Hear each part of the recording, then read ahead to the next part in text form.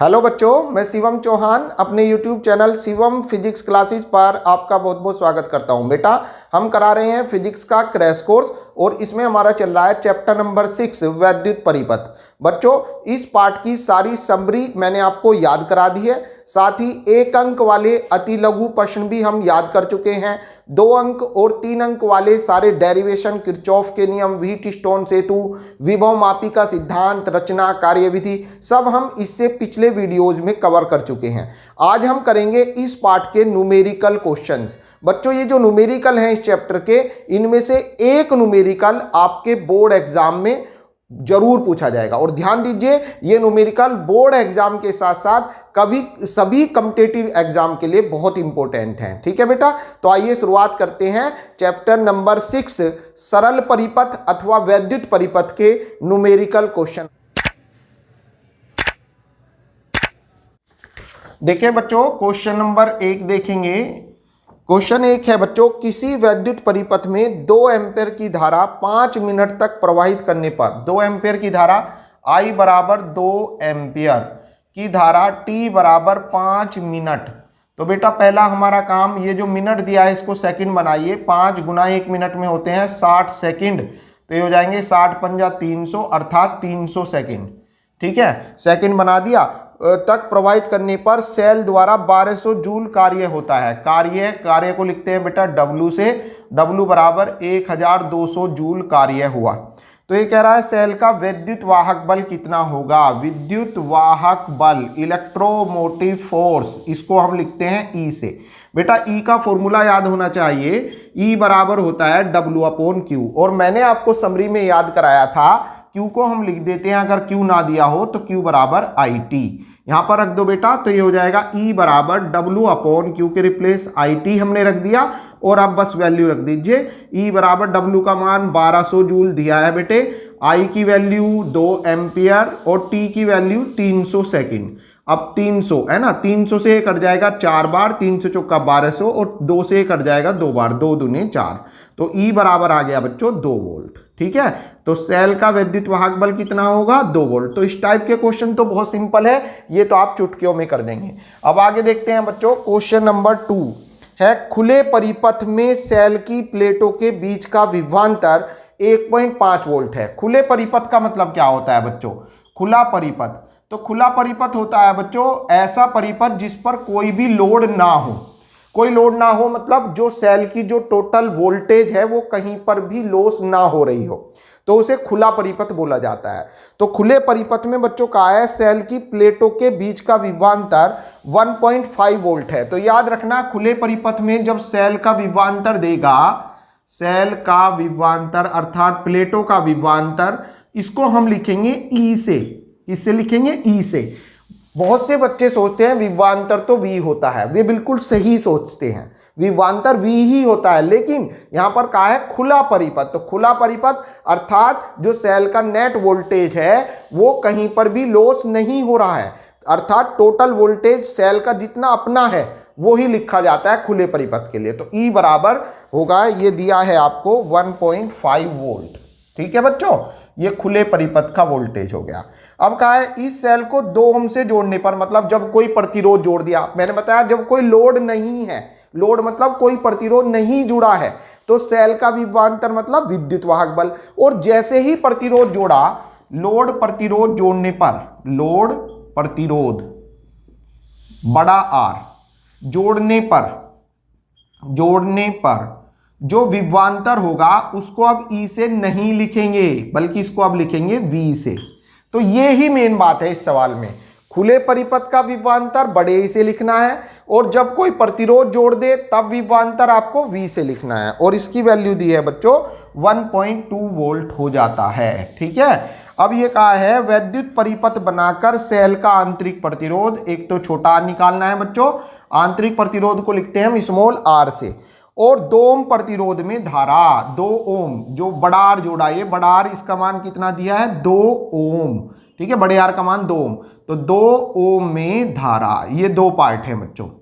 एक बार मैं फिर क्वेश्चन को पढ़ दिए देता हूं, ध्यान से समझे। खुले परिपथ में सेल की प्लेटों के बीच का विभवांतर जो होगा उसको E कहेंगे। लोड प्रतिरोध R जोड़ने पर जो विभवांतर होगा उसको V कहेंगे। R का मान 2 ओम दिया है, ठीक है। तो हमें निकालना है परिपथ बनाकर, परिपथ बनाइए पहले। परिपथ ऐसे बनेगा बच्चों, पहले एक सेल लेंगे, ये एक सेल हो गई, ठीक है। ये इसका इंटरनल रेजिस्टेंस हो गया स्मॉल r, जिसको हमें कैलकुलेट नहीं करना है, इसका मान नहीं दिया है, इसको निकालना है बच्चों में। और E विद्युत वाहक बल 1.5, E बराबर 1.5 वोल्ट, ठीक है। और ये बाह्य प्रतिरोध है बड़ा R, ये बच्चों बाह्य प्रतिरोध है बड़ा R। बड़े R का मान हमें यहां पर दे रखा है 2 ओम। और बड़े R के सिरों का जो विभवांतर होगा बच्चों, ये नापा जाता है वोल्ट मीटर से, अर्थात ये V है। ये विभवांतर कितना है बच्चों? बड़े R का विभवांतर है V, ठीक है। बात समझ में आ गई? बड़े R के सिरों का विभवांतर क्या है? V है, जो कि हमें कितना दिया है? 1.2 वोल्ट दिया है, ठीक है। V बराबर कितना दिया है? 1.2 वोल्ट।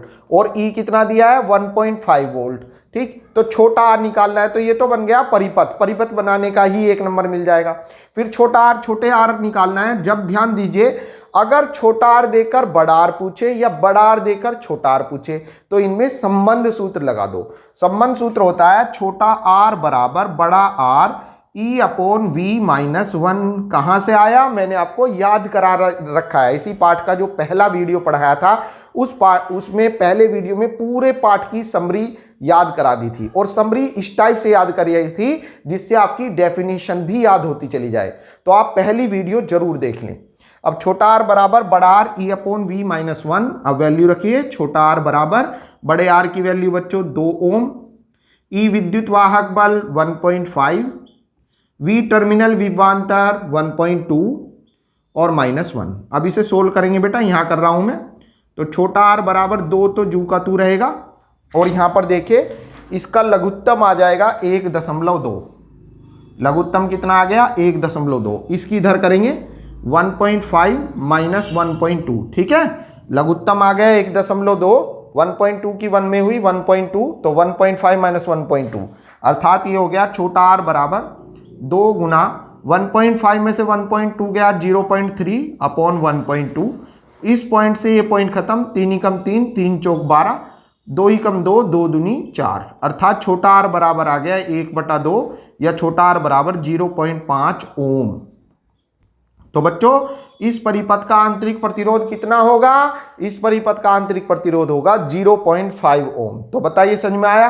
फिर कह रहा है 2 ओम में धारा। अब 2 ओम देखिए बाह्य प्रतिरोध है और इसके सिरों का विभवांतर है V, ठीक है। तो देखिए सेकंड पार्ट बेटा मैं इधर कर दिए देता हूं। सेकंड पार्ट है 2 ओम में धारा, इसमें 2 ओम में धारा। अब आप 2 ओम में जब प्रतिरोध 2 ओम है तो इसके लिए विभवांतर V लिया जाएगा, और V की वैल्यू हमको दे रखी है 1.2 वोल्ट, ठीक है। अब यहां से धारा निकालने के लिए ओम को बुलाइए। ओम ने बताया था V बराबर IR। ओम ने क्या बताया था? V बराबर IR। यहां से I को सेपरेट करेंगे, तो I बराबर, इसको इधर ले आइए, V अपॉन R, अर्थात I बराबर V की वैल्यू रखिए 1.2 और R की वैल्यू रखिए 2, 2 चिक्के 12, 0.6। तो बेटा I बराबर आ गया 0.6 एम्पियर। तो बताइए बेटा समझ में आ गई? परिपथ में धारा कितनी होगी? 0.6 एम्पियर, और परिपथ का आंतरिक प्रतिरोध, सेल का आंतरिक प्रतिरोध होगा 0.5 ओम, ठीक है बेटे। तो ये दोनों क्वेश्चन आपके समझ में आ गए होंगे। ये दूसरा क्वेश्चन था, क्वेश्चन नंबर 2। अब आप देखेंगे क्वेश्चन नंबर 3। अब देखिए बेटा क्वेश्चन नंबर 3 आपका, इसमें कहा है एक सेल से 0.5 एम्पियर धारा लेने पर विभवांतर 1.8 वोल्ट हो जाता है। जब सेल से धारा ली जाती है, सेल से धारा कितनी ली भाई? 0.5 एम्पियर, तो विभवांतर हो गया, विभवांतर कितना हो जाता है बच्चों? विभवांतर हो जाता है 1.5 वोल्ट, ठीक है, इतना हो जाता है। आगे कहा है इस सेल 1.5 नहीं बेटा 1.8 वोल्ट हो जाता है, सॉरी 1.8 वोल्ट हो जाता है, ठीक है जी। तथा 1 एम्पियर की धारा लेने पर, देखिए 0.5 एम्पियर धारा पर विभवांतर 1.8 वोल्ट हो जाता है, और 1 एम्पियर धारा लेने पर, मतलब ये I1 है और I2 बराबर 1 एम्पियर की जब धारा ले रहे हैं, ठीक है, लो जी 1 एम्पियर धारा, तो विभवांतर 1.6 वोल्ट हो जाता है, अर्थात ये V1 था, V2 बराबर हो जाता है 1.6 वोल्ट। तो दो कंडीशन हो गई बच्चों। जब सेल से 0.5 एम्पियर धारा ले रहे हैं तो विभवांतर मतलब जो बाह्य प्रतिरोध जुड़ा है उसके सिरों का विभवांतर 1.8 वोल्ट है, और जब 1 एम्पियर की धारा ले रहे हैं तो विभवांतर 1.6 वोल्ट हो जाता है। विभवांतर पहले से घट गया, धारा बढ़ी वोल्टेज घटा। ठीक है, तो सेल का आंतरिक प्रतिरोध मतलब छोटा आर निकालना है। एक तो आंतरिक प्रतिरोध को लिखते हैं बच्चों स्मॉल आर से, internal resistance denoted by small R, और विद्युत वाहक बल को लिखते हैं बच्चों ई से। ये दो वैल्यू आपको निकालनी है। तो आप क्या करेंगे, ई और वी में संबंध लगा दो, ई विद्युत वाहक बल और वी विभवांतर में संबंध। अब आप सोच रहे होंगे क्यों लगा दो, क्यों लगा दो, ये ही क्यों लगा दो, इसलिए लगा दो जब v दे के ई पूछे या ई दे के v पूछे तो संबंध लगेगा। जैसे छोटा आर देकर बड़ा आर पूछे या बड़ा आर देकर छोटा आर पूछे तो छोटे आर और बड़े आर में संबंध लग जाता है, जो हमने पिछले सवाल में लगाया था, छोटा आर बराबर बड़ा R E upon V minus 1। लेकिन ई देकर वी पूछे या वी देकर ई पूछे तो ई और वी में संबंध लगेगा, जो कि होता है ई बराबर वी प्लस आई आर। अब चूंकि सवाल में दो कंडीशन है, पहली कंडीशन ये है जब विभवांतर V1 है तो धारा I1 है, तो देखिए ऐसे होगा E बराबर V प्लस आई आर। अब ध्यान से देखना बच्चों, V1 I1, ठीक है। अब वैल्यू रखिए E बराबर V1 की वैल्यू रखेंगे, V1 है 1.8 प्लस I1 है बच्चों 0.5 R, इक्वेशन नंबर 1। अब दूसरी कंडीशन लगाएंगे, ये बच्चों पहली कंडीशन हुई। इसी प्रकार दूसरी कंडीशन में हो जाएगा यही फॉर्मूला, E बराबर V प्लस आई आर, यहां पर V2 कर दो I2 कर दो, तो E बराबर वैल्यू रखिए, V2 कितना है बच्चों 1.6 प्लस I2 ये रहा 1 और इंटू में R, इक्वेशन नंबर 2। अब आप इन दोनों इक्वेशन को ध्यान से देखिए, देख लिया आप इन दोनों इक्वेशन में आप देखते हैं ये भी E का मान है और ये भी E का मान है, दोनों E की वैल्यूज हैं, अर्थात दोनों बराबर होंगी। भाई अगर हम इनकी तुलना कर दें, समीकरण 1 व 2 की तुलना करो जी, तुलना 1 व 2 की तुलना करने पर, तो जैसे ही आप तुलना करेंगे तो आप देखेंगे ये भी E का मान ये भी E का मान, तो तुलना करी तो बराबर रखो 1.8 प्लस 0.5 R बराबर 1.6 प्लस छोटा r। अब ये हो जाएगा बेटा, इसको इधर ले आइए, ये इधर है ना, पोजीशन एक्सचेंज कर दो, ये इधर आ जाएगा तो ये हो जाएगा। ध्यान से देखना, अब ये वाला लाइन 1.8 तो है ही, ये इधर आया, ये इधर आके माइनस में हो जाएगा माइनस 1.6, ये इधर आके माइनस में हो गया बराबर, ये इधर ले जाओ बच्चों, r तो है ही पहले से, और ये इधर आएगा माइनस के 0.5 R। बताइए लाइन समझ में आई क्या, 1.8 पहले से था, ये इधर आ गया माइनस के 1.6, ये उधर जाएगा बच्चों, R पहले से था 0.5 R उधर आ गया तो माइनस के 0.5 R, अर्थात कहने का मतलब ये हो जाएगा हमारा 1.8 में से 1.6 घटाओ 0.2 बराबर 0 R में से 1 R में से 0.5 R घटेगा तो ये बचेगा बच्चों 0.5 R। ठीक है, 1 R में से 0.5 R घटाएंगे तो 1 R माइनस आधा R, 0.5 मतलब आधा, तो 1 में से आधा R जाएगा तो आधा R बचेगा, 0.5 R बचेगा, अर्थात छोटा R बराबर आएगा 0.2 अपॉन 0.5। पॉइंट से पॉइंट खत्म हो जाएगा बच्चों, तो R बराबर 2/5 ओम। ये आ गया बच्चों आंतरिक प्रतिरोध स्मॉल r की वैल्यू आ गई। अब ये जो स्मॉल r की वैल्यू आई, इसको आप समीकरण 1 में रख दें, E का मान आ जाएगा। कहां पर रख दें, समीकरण 1 में रखने पर, तो E का वैल्यू आ जाएगी, E बराबर हो जाएगा 1.8 तो ऐसा ही रहेगा बच्चों, प्लस 0.5 इंटू 1.8 प्लस 0.5 इंटू छोटा r ये रहा बच्चों 2/5। ठीक है, अब इसे भाग देंगे, 5 ई कम 5 0.1, अर्थात E बराबर हो जाएगा 1.8 प्लस 2 ई कम 2 0.2। जोड़िए बच्चों इसको, तो E बराबर 1.8 में 0.2 जुड़ेगा तो ये आ जाएगा 2.0 वोल्ट, अर्थात विद्युत वाहक बल कितना होगा 2.0 वोल्ट होगा, और आंतरिक प्रतिरोध कितना होगा 2/5 ओम होगा। तो बेटा मैं अपेक्षा करता हूं कि ये क्वेश्चन भी आपके बढ़िया समझ में आ गया होगा। अब आगे देखते हैं बेटे, इसको नोट करिए सभी बच्चे। अब देखिए बच्चों, क्वेश्चन नंबर 4 में ये डायग्राम दिया है ट्रायंगल की शेप में, ट्रायंगल शेप दिया है, और इसमें रेजिस्टेंस, ये 3 प्रतिरोध भी जुड़े हैं, है ना, ये 3 रेजिस्टेंस जुड़े हैं ऐसे, और इनका सबका मान है 30 ओम, ये भी 30 ओम, ये भी 30 ओम और ये भी 30 ओम। और बेटा जो वोल्टेज बैटरी जुड़ी है वो ऐसे 2 वोल्ट की बैटरी जुड़ी है, ये रही 2 वोल्ट की बैटरी, ठीक है, ये प्लस ये माइनस, और ऐसे धारा बह रही है। अब ये जो धारा है यहां पर आ रही है, ठीक है। अब पूछ क्या रहा है सवाल में, देख लेते हैं। संलग्न परिपथ में धारा I का मान ज्ञात कीजिए। ये जो धारा है I की वैल्यू फाइंड करनी है, I कितना होगा। तो बहुत आसान बच्चों, ये जो I धारा है जैसे ही यहां पर आएगी, इसे पॉइंट A मान लो, तो ये 2 भागों में बढ़ जाएगी, I1 और I2। यहां पर चली जाएगी I1, यहां पर चली जाएगी I2। ध्यान से देखिए, I धारा I जैसे ही A पर आई 2 भागों में बढ़ गई, यहां पर I1, यहां पर I2। अब ये जो I1 है ये चलेगी चलेगी चलेगी चलेगी, यहां पर आई, यहां पर देखा इधर तो जाने की नहीं, तो यहां पर ऐसे I1 आएगी। अब I2 चली चली चली यहां पर आएगी, तो यहां से देखो I1 आई, ये आ रही है I1, और यहां से I2 यहां पर मिल गई दोबारा, I1 प्लस I2 मतलब I बन गई, ठीक है, I1 प्लस I2 मतलब I बन गई है। बात समझ में आई बच्चों। ये I धारा आई जैसे ही पॉइंट A पर आएगी 2 भागों में बढ़ जाएगी, I1 और I2। अब चूंकि I2 तो ये वाला जो प्रतिरोध है ये बैटरी के सिरों के बीच जुड़ा है, तो ये वाला प्रतिरोध ऐसे का ऐसे ही रखना है आपको, मतलब इसमें इसकी जो धारा है उसको आगे नहीं बढ़ाना, मतलब यहां पर नहीं भेज सकते हैं बेटा इसको, क्योंकि इस सर्किट को अगर हम बनाएं तो इसका या दूसरा रूप इस टाइप से बनेगा। ये देखिए, ये बैटरी है ना, और बैटरी से ये वाला जो प्रतिरोध है, ये वाला जो 30 ओम है वो यहां पर आएगा, और ये वाला जो प्रतिरोध है ये आप ऐसे बना सकते हो, इसका नया रूप इस टाइप से भी बन सकता है बच्चों। तो आप देखिए, जैसे यहां से I धारा आएगी, ये आई, यहां पर आई 2 भागों में बढ़ गई, यहाँ I1 और यहां पर I2, या ये कह दो यहां पर ऊपर I1 और नीचे I2।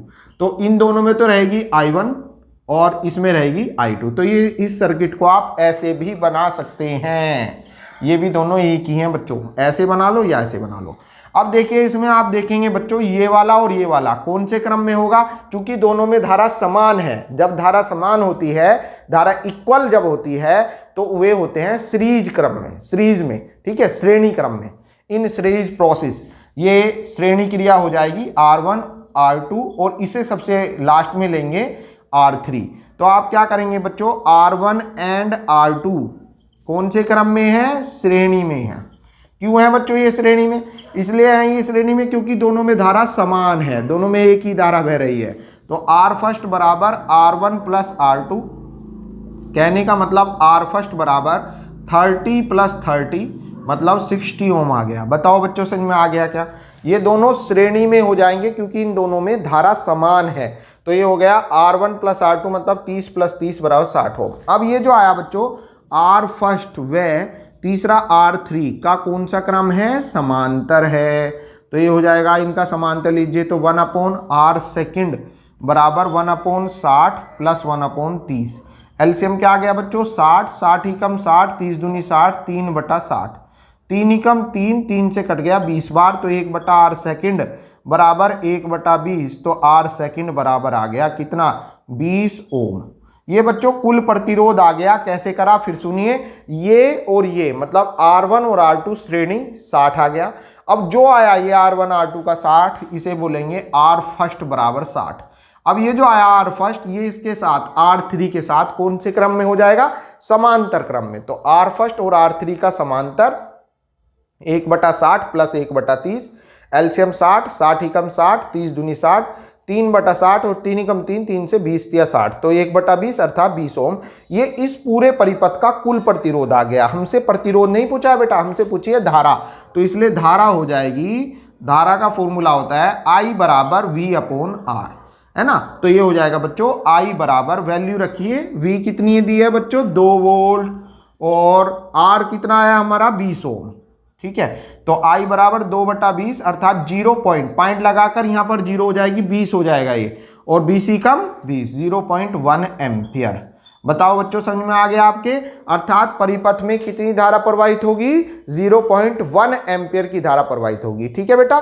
अब आगे देखते हैं अगला क्वेश्चन, सभी बच्चे इसको नोट कीजिए। देखिए बच्चों क्वेश्चन नंबर 5 पर ध्यान देंगे। अब क्वेश्चन 5 में इस टाइप से ये बहुत सारी धाराओं के लिए एक जंक्शन पॉइंट दिया है, जंक्शन मतलब जहां पर बहुत सारी धाराएं मिल जाती हैं।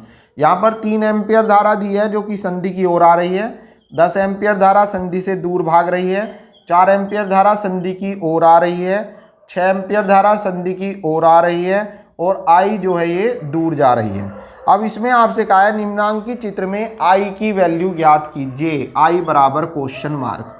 तो कैसे करेंगे बेटा, ये यहाँ पर लगा दीजिए किरचॉफ का प्रथम नियम। क्या था वो प्रथम नियम? आपको मैंने याद कराया था, संधि पर मिलने वाली समस्त धाराओं का बीजगणितीय योग सदैव शून्य होता है। संधि पर मिलने वाली समस्त धाराओं का बीजगणितीय योग शून्य होता है, अर्थात सिग्मा I बराबर होता है 0। इसी रूल को हम अप्लाई करेंगे यहाँ पर। तो हम देखेंगे बेटा, यहाँ पर 3 एम्पियर संधि की ओर आ रही है, 3 लिखो। जो जो संधि की ओर आ रही है बेटा उन पे प्लस लगा दो। तो 3 प्लस हो गया, 4 भी प्लस में हो जाएगा, 6 भी प्लस में हो जाएगा, है ना। जो प्लस में जो आ रही हैं संधि की ओर वे प्लस में, जो जा रही हैं वे माइनस, माइनस 10 हो जाएगा, माइनस I हो जाएगा और बराबर रख दोगे आप, क्या होता है बराबर 0। ये किरचॉफ का नियम हो गया प्रथम। जो आ रही हैं संधि की ओर प्लस में, जो दूर जा रही हैं वे माइनस में। तो 3 + 4 + 6 और -10 -I बराबर 0। अब ये हो जाएगा बच्चों 6 + 4 10 हो जाएगा ये, और 10 से 10 खत्म 0। तो ये बचा बच्चों 3, इससे ये तो खत्म हो गया, 3 - I बराबर 0, अर्थात I बराबर 3 एम्पियर। तो इस I का जो अज्ञात I था उसका मान कितना है? 3 एम्पियर है। यही आपका आंसर। बताओ समझ में आ गया क्या बेटे? सभी के बढ़िया समझ में आ गया होगा। अब देखिए इसी टाइप का एक क्वेश्चन हम ले लेते हैं, और ऐसा भी एक क्वेश्चन आया हुआ है एग्जाम में, ठीक है। ये देखिए,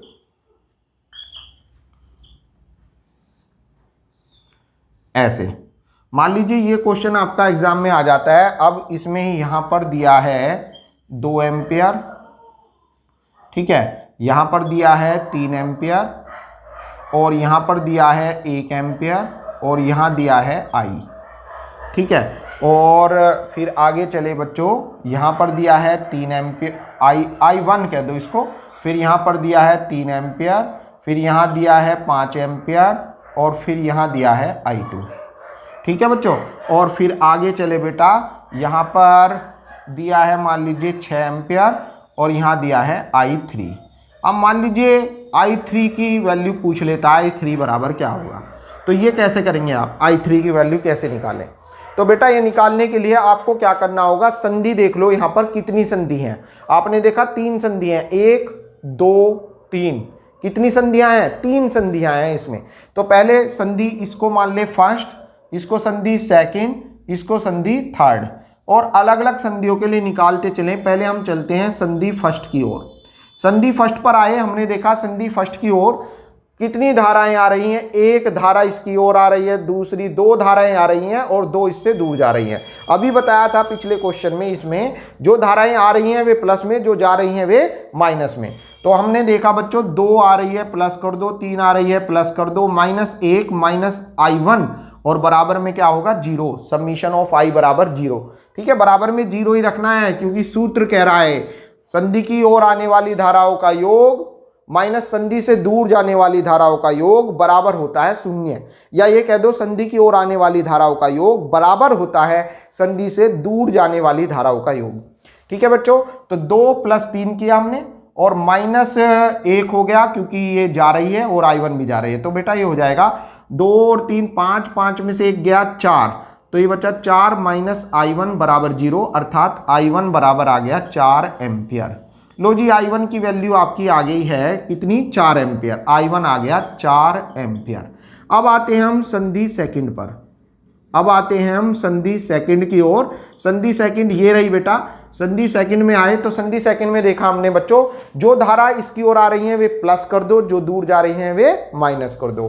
तो अब हमने देखा बच्चों I1 आ रही है, I1, ठीक है, और जी 5 भी आ रही है +5, जो दूर जा रहे हैं -3, I2 भी जा रही है -I2, और बराबर 0, ठीक है। बराबर में 0 ही रखना है। ये धारा ये तो आ रही हैं, ये और ये जा रही हैं। तो ये हो जाएगा बच्चों I1 I1 की वैल्यू रखिए 4, 4 + 5 9 हो गया। ये ध्यान से देखिए I1 की वैल्यू कितनी है बच्चों, 4 है और +5, तो 4 + 5 मैंने 9 लिख दिया था, ऐसे भी लिख सकते हो आप, -3 - I2 = 0। अब 4 5 9, 9 में से 3 गया 6, तो 6 - I2 = 0, अर्थात I2 बराबर आ गया बच्चों 6 एम्पियर। लो जी, I2 की वैल्यू आ गई, I2 = 6 एम्पियर। यहां तक हम आ चुके हैं, I1 निकाल दिया, I2 निकाल लिया, संधि सेकंड भी हमारी सोल्व हुई। अब हम आ जाते हैं संधि थर्ड। आ जा भाई, संधि थर्ड आ जा, संधि थर्ड आ जा। संधि थर्ड आली भागी हुई, संधि थर्ड की ओर आए। हमने देखा I2 जो है संधि की ओर जा रही है, जो संधि की ओर जाती है उन्हें प्लस कर देते हैं। I2 आ रहा है संधि की ओर, प्लस करिए। और कोई आ रहा है, नहीं आ रहा, और सब दूर जा रहे हैं, जो दूर जा रहे हैं वे -6 - I3 = 0। अब मान रखो बच्चों I2 कितना है, 6 है, 6 - I3 = 0, 6 में से 6 गया 0, अर्थात I3 बराबर आ गया 0, अर्थात I3 का मान कितना होगा, 0 एम्पियर। तो बच्चों इस टाइप के जो संधि के सवाल हैं, किरचॉफ के प्रथम नियम पर आधारित क्वेश्चन भी आपके बढ़िया समझ में आ गए होंगे। सभी बच्चे इन्हें स्वयं भी करके देखें, ठीक है बेटा। अब अगला देखते हैं। अब देखिए बच्चों क्वेश्चन नंबर 6 है, इसमें E1 की वैल्यू दी है आपको 11 वोल्ट, है ना, और बेटा E2 की वैल्यू दी है 9 वोल्ट, है ना, 9 वोल्ट है बेटा, ये वोल्ट मतलब वो विद्युत वाहक बल का मात्रक, वोल्टेज हो गया। और E1 से धारा निकली I1, E2 से धारा निकली I2, और रेजिस्टेंस दिए हैं बच्चों E1 के साथ 2 ओम, ये आंतरिक प्रतिरोध हो गया, E2 के साथ 1 ओम, ये आंतरिक प्रतिरोध हो गया, और बाह्य परिपथ का प्रतिरोध दिया है 24 ओम, यहाँ पर 24 ओम, और ये वोल्टेज V जो हमें कैलकुलेट करनी है। अब इस सवाल में हमसे कहा है, ये पॉइंट दिए हैं A, ये पॉइंट B, और ये C, ये D, ठीक है बच्चों। अब इसमें कहा है दिए गए परिपथ में I1, I2 और V की गणना करो। हमें निकालना है I1 कितना होगा, I2 कितना होगा, और साथ ही V कितना होगा। ये 3 वैल्यू हमें कैलकुलेट करनी है। तो बच्चों I1 निकालने के लिए हम क्या करेंगे बेटा, I1, I2 और V विभवांतर। तो I1 के लिए हम देखिए किरचॉफ के द्वितीय नियमों का प्रयोग करते हैं बंद परिपथों में, जो बंद पाश होते हैं, जैसे यहाँ पर बंद पास है ये, तो यहाँ पर किरचॉफ के द्वितीय नियम का यूज करेंगे और धाराओं का मान निकालेंगे। तो हम पहले पास AB में लगाते हैं किरचॉफ का द्वितीय नियम। पास AB में किरचॉफ का द्वितीय नियम होता है सिग्मा IR = सिग्मा E से। ये नियम अप्लाई करते हैं बच्चों, तो ऐसे हो जाएगा, देखिए प्रतिरोध गुणा धारा। प्रतिरोध क्या है बच्चों, 2, और इसके संगत धारा है I1, 2I1। अब नीचे आइए बच्चों, प्रतिरोध 1 और इसके संगत धारा है I2। चूंकि ये समांतर क्रम में है तो बीच में चिन्ह आ जाएगा माइनस, ठीक है। 2 तो हो गया I1 का, 2I1, और 1 हो गया I2 का, समांतर है तो इसलिए बीच में आ गया माइनस, बराबर। बैटरी देखिए यहां पर 11 वोल्ट और यहां पर 9 वोल्ट, कौन से क्रम में है, वही समांतर में है। कैसे पता चल रहा है बेटा, समांतर में ऐसे पता चल रहा है, इससे अलग धारा निकल रही है, इससे अलग, या ये देख लो अगर प्लस प्लस से जुड़ा हो, अगर 2 सेलों का प्लस प्लस से जुड़ा हो तो मैंने बताया था वे समानांतर क्रम में होती हैं। तो समानांतर क्रम में होने के कारण बीच में आ जाता है माइनस, ठीक है, समझ में आ गया भाई। 2I1 -1I2, -1I2 माइनस इसलिए आया क्योंकि ये समांतर में है, बराबर सिग्मा E। देखो ये तो I गुणा R हो गया, I गुणा R बराबर सिग्मा E माने विद्युत वाहक बल। विद्युत वाहक बल यहाँ 11 वोल्ट, यहाँ पर 9 वोल्ट, समांतर में है तो बीच में माइनस। तो ये हो जाएगा बच्चों 2I1 -I2 बराबर 11 में से 9 गए 2, समीकरण नंबर 1। अब आ जाओ बच्चों पास। अब ऐसे ले लेते हैं हम A B, क्योंकि पूरा बंद पास ही ले जाएगा। अब कोई सोचे भाई CD ले लो, ये CD कोई पास ही नहीं है, ये तो एक रेखा है, पास में लगाते हैं। अब आपको क्या करना होगा, इस वाले पास में नियम लगा दो, ऐसे पूरे में पास A B C D A, ऊपरी भाग में, कौन से भाग में, ऊपरी भाग, या निचले भाग में भी लगा सकते हैं, दूसरी समीकरण बना लीजिए। ऐसे में नियम लगा रहा हूं, चाहे आप चाहो तो ऐसे भी लगा सकते हो। तो इसमें आप देखें ध्यान से, यहां से ऊपर से पहले हमें ये देखना होगा CD में धारा कितनी आ रही है, ऊपर से धारा कितनी आ रही है। यहां से I1 आई, यहां से I2, मतलब कहने का यहां पर आ रही है I1 + I2, ठीक है। अगर हम CD में धारा देखें तो ये कैसे पता चलेगी, ऊपर से यहाँ I1 यहाँ I2 यहाँ पर आकर दोनों मिल गई I1 प्लस I2, ठीक है। इस टाइप से धारा चल रही है ये ऐसे, ठीक है, ऐसे धारा चल रही है। पूरा जो है एक ही चक्र चल रहा है, पूरे सारी धाराएं एक ही चक्रीय प्रक्रम में प्रवाहित हो रही हैं। तो पास ABCDA में जब आप किरचॉफ का द्वितीय नियम लगाएंगे तो ध्यान से देखिए, सिग्मा I गुणा R, तो I गुणा R, I माने धारा, धारा कितनी बह रही है I1, और इसके संगत प्रतिरोध है बच्चों 2 ओम, ठीक है। अब नीचे आइए, क्योंकि हमें नीचे ऐसे लगाना है, ऐसे, ठीक है। अब देखो यहां पर धारा क्या है बच्चों, I1 प्लस I2 और इसके संगत प्रतिरोध है 24, ठीक है। अब कौन से क्रम में है बच्चों, ये श्रेणी में, क्योंकि इसमें दोनों धारा आ रही हैं, तो प्लस कर दो यहां पर, बराबर सिग्मा ई माने बैटरी का विद्युत वाहक बल 11 वोल्ट, केवल एक ही सेल लगी है जिसका विद्युत वाहक बल 11 वोल्ट है, ठीक है बेटा, समझ में आया। 2 I1 हो गए plus 24 into I1 plus I2, plus क्यों आया, चूंकि ये श्रेणी में है। कैसे पता चल रहा है, इसमें देखो धारा ऐसे ही रोटेट हो रही है, पूरी एक ही प्रक्रम में चल रही है। अगर हम लेते निचला भाग तब भी प्लस ही आता, ठीक है, I2 के साथ भी ये सीरीज प्रोसेस में है। या ये देख लो, इसमें दोनों धारा बह रही हैं I1 प्लस I2, अर्थात ये वाला प्रतिरोध इसके भी श्रेणी में होगा और इसके भी श्रेणी में होगा, ठीक है बेटा। अब ये हो जाएगा, यहां कर देता हूं बेटा मैं, ध्यान से समझेंगे, 2 I1 और प्लस 24 I1, तो ये हो गए बच्चों 26 तो हो गए I1 के, और प्लस 24 हैं I2 के, प्लस 24 हैं I2 के, और बराबर बैटरी है बच्चों, केवल एक सेल है यहाँ पर, कितनी, 11 वोल्ट, ठीक है, बराबर 11। ये इक्वेशन नंबर 2 है बेटा। और पहली इक्वेशन को आप इसके नीचे लिखेंगे। पहली इक्वेशन ये थी हमारी, 2 I1 और माइनस I2 और बराबर है 2, बराबर 2, ये पहली इक्वेशन है। अब इनको आपको सोल्व करना होगा, ठीक है, इन्हें सोल्व करेंगे। सोल्व करने के लिए हमें क्या करना होगा, इसमें 24 से गुणा करनी पड़ेगी, जिससे I2 कट जाएगा। अगर मैं समीकरण 1 में 24 से गुणा कर दूं तो ये I2 वाला वेरिएबल कट जाएगा। तो करिए जरा 24 से गुणा, तो ये हो जाएगी बच्चों ये वाली समीकरण, 24 दूनी 48, 48 I1 माइनस 24 I2 और बराबर 24 दूनी 48। ये इक्वेशन नंबर 3। इक्वेशन 2 को इसके नीचे लिखेंगे, 26 I1 और जी प्लस 24 I2 और जी बराबर 11। ये समीकरण 2 थी, ठीक है। समीकरण 3 कैसे आई बच्चों, समीकरण 3 ये वाली है, इसमें 24 से गुणा करके हमने समीकरण 3 लिख दिए। अब इसको आप जोड़ दें बच्चों, जोड़ने पर जैसे ही आप इसको जोड़ेंगे तो ये हो जाएगा, इससे ये खत्म, ठीक है, बेचारा गया ये अपने घर। तो 8 से 14 1 4 और 4 2 6 और 1 7, 74 I1 बराबर हो जाएगा 8 और 1 9, 4 और 1 5, ठीक है। 74 I1 बराबर 59, अर्थात I1 बराबर हो गया 59/74, क्या बच्चों, एम्पियर, ठीक है। ये किसकी वैल्यू आ गई बेटा, I1 की। अब ये जो I1 की वैल्यू आई, इसको आपको क्या करना है, इसको आपको समीकरण 1 में रख देना है, चाहे 2 में रख दो, आपकी इच्छा चलेगी।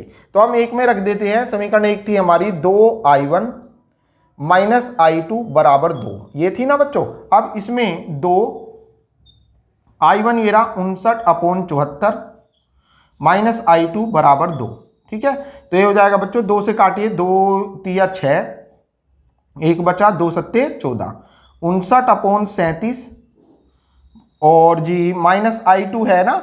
एक काम करिए, हमें I2 निकालना है, इसको इधर ले आओ, इसको इधर, तो -2 और बराबर में आ गया I2, ठीक है बच्चों, समझ में आई ये बात। ये इधर, ये इधर, -2 बराबर I2, तो I2 बराबर आ जाएगा बच्चों 59 माइनस, एलसीएम ले रहा हूं मैं, 37 दूनी 74 और बटे में 37, घटाइए बच्चों, तो ये हो जाएगा I2 बराबर 14 में से 9 गए 5, इसमें से बड़े में से छोटा घटा रहे हैं, माइनस चिन्ह लग जाएगा।